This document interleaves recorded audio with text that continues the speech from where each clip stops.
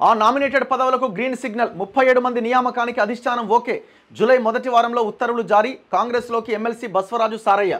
ఈ నామినేటెడ్ పోస్టుల విషయంలో చాలా వార్తలు రాసిరు. నేను ఆ రోజే ఖండించిన, దీంట్లో చేంజెస్ ఉంటాయి అది ఇది అని. నో చేంజెస్ అని చెప్పిన ఆ రోజే.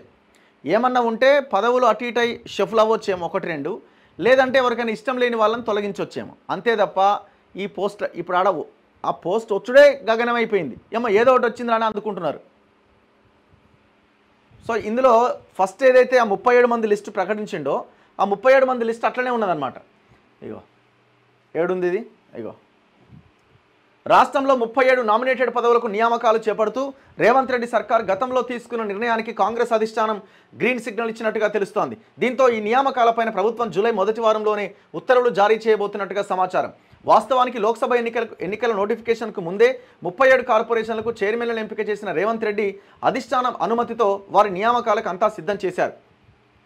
అయితే లోక్సభ ఎన్నికల షెడ్యూల్ రావడంతో కోడ్ అమల్లోకి వచ్చి ఆ నియామకాలకు సంబంధించి ఉత్తర్వుల జారీ ఆగిపోయింది. మరోవైపు ఉమ్మడి కరీంనగర్ జిల్లాకు చెందిన 2 నేతల నియామకాల విషయంలో మంత్రి పొన్నం ప్రభాకర్ నుంచి అభ్యంతరాలు వ్యక్తమయ్యాయి. దాంతోపాటు 1-2 నేతలు తమ కేటాయించిన పదవుల పట్ల అసంతృప్తితో ఉన్నారు.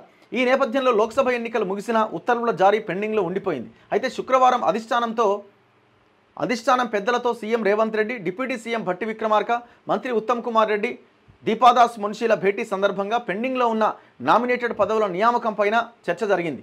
జాబితాలో మార్పులు చేర్పులు చేస్తే అది మరింత వివాదాస్పదమయ్యే అవకాశం ఉంటుందని ఎన్నికలకు ముందు నిర్ణయించిన మేరకే నియామక ఉత్తర్వులు జారీ చేయాలని సమావేశంలో పాల్గొన్న నేతలు అభిప్రాయపడినట్టు సమాచారం.